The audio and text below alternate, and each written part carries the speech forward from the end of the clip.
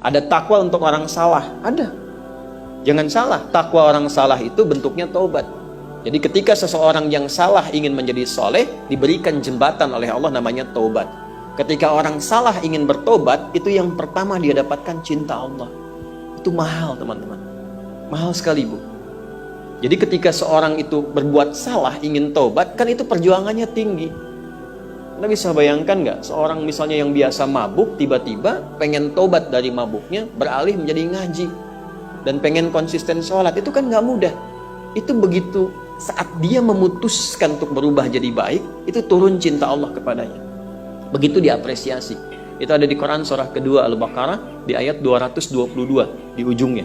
Innallaha yuhibbut tawwabina wa yuhibbul mutatahhirin. Allah sangat mencintai orang yang taubat.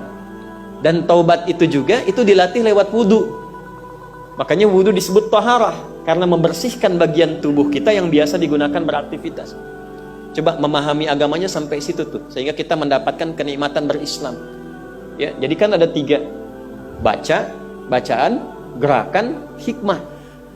Rabbana wab'ats fihim rasulan minhum yatslu 'alaihim ayatika, bacaan, wa yu'allimuhumul kitab, gerakan, diajarkan bagaimana caranya. Wal hikmah, maknanya, isinya apa, panduan kehidupannya.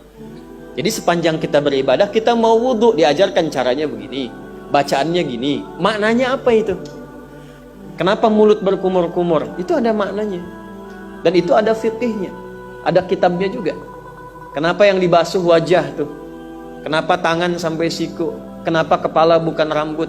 Kenapa kaki sampai kedua mata kaki? Itu selalu ada jawabannya.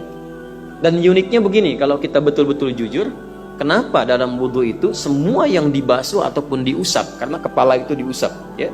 Semua yang dibasuh dan diusap itu semua organ tubuh yang digunakan interaksi dalam sehari-hari.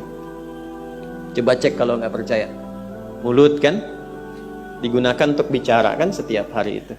Kemudian mata memandang bagian wajah, kepala isinya kan pikiran. Ya, terus yang paling detil tuh ini, yang paling detil, tangan sampai siku. Ya. Di ibadah itu selalu batasannya jelas. Tangan tuh dari sini, ujung jemari, sampai ke sini, ke ujung sini. Ya, ini disebut asabi', ini kaf, ini kemudian zira', ini sa'id, ini katif. Tapi detil sekali ketika wudhu, ini dari tangan sampai siku. Quran surah 5 ayat 6 itu, ya ayyuhalladzina amanu idza qumtum ilas shalah faghsilu wujuhakum wa aydiyakum ilal marafiq. Tangan sampai siku. Walaupun dari kita seringkali didapatkan kan kalau mau wudhu, keran dibuka, siku dibeginikan kan ke bawah. Ya. Nah, itu dikatakan salah, mutlak tidak, sah saja, sah, karena terpenuhi tangan dengan ke sikunya. Tapi kalau kita mau detil dan menggunakan hikmahnya, ambil airnya dari sini, tangan turunkan ke siku. Kenapa?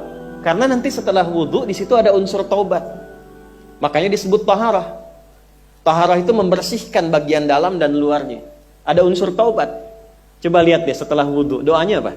Asyhadu an la ilaha illallah wa asyhadu anna Muhammadan Rasulullah. Kemudian Allahumma ja'alni minat. Ya Allah, sebentar, sabar. Sabar, pelan-pelan. Pelan-pelan. Allahumma ja'alni minat. Nah, pernah nggak dipahami artinya apa?